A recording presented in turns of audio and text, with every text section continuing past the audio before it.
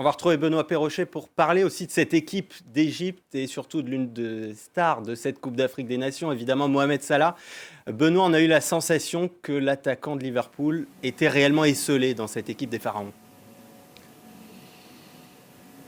Oui, il a eu le plus grand mal à exister, mais il faut dire qu'il était positionné dans l'axe, alors qu'à Liverpool, il a plutôt l'habitude de jouer à droite. Alors oui, Mohamed Salah n'a pas été décisif, il aurait pu l'être à la 71e, il a manqué son face-à-face face au gardien nigérien. À sa décharge, il n'a pas été vraiment aidé aujourd'hui par son milieu de terrain. On l'a vu décrocher pour venir chercher des ballons derrière, plus bas, mais tout seul ensuite, s'isoler. Il a été parfaitement muselé et contrôlé par la charnière nigériane. On sent qu'il y a une forme de dépendance aux joueurs de Liverpool dans cette équipe égyptienne. Et lorsque le milieu de terrain égyptien est autant dominé par l'adversaire, ça devient quasiment mission impossible d'alimenter Salah en ballon. Autre problème pour l'Égypte, Trezeguet a été transparent. Il a été remplacé par Ahmed Zizou qui, lui, a plutôt été bon. En tout cas, c'est mon impression. Toujours est-il que, en tout cas, depuis l'arrivée sur le banc en septembre dernier de Carlos Queiroz, sur le banc des Pharaons, eh bien, Mohamed Salah est muet. Il n'a pas marqué avec sa sélection depuis 5 matchs maintenant.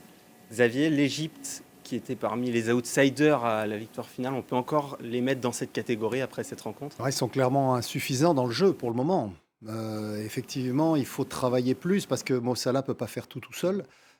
C'est vrai qu'à Liverpool, il est dans un système de jeu où il est parfaitement utilisé, parfaitement lancé, avec un gros milieu de terrain derrière qui monopolise le ballon et qui lui sert des caviars. Là, c'est pas le cas. Il doit descendre pour toucher les ballons. Après, il joue un peu à contre-emploi parce qu'il est en pointe, alors que, comme le disait Benoît, il est plus à l'aise sur un côté, pour partir en tout cas. Donc, c'est une équipe où il y a beaucoup de travail et je ne suis pas certain que Carlos Queiroz ait le temps actuellement pour en faire une équipe qui puisse aller jusqu'au bout dans cette compétition. Hervé Kouamouo, Mohamed Salah vraiment esselé, une équipe d'Égypte sans aucune créativité aujourd'hui. Non, vraiment sans aucune créativité, mais ça fait quelques mois déjà. Et malheureusement pour eux, même la coupe arabe organisée par la FIFA ne les a pas aidés en termes de préparation. Ça a plutôt montré les limites de ce groupe qui semble, je pense, à bout de souffle. Il faut peut-être le renouveler encore plus, mais c'est vrai que Mo Salah était isolé, les ballons n'arrivaient pas. Il a été obligé de décrocher beaucoup pour venir toucher, rien que toucher le ballon.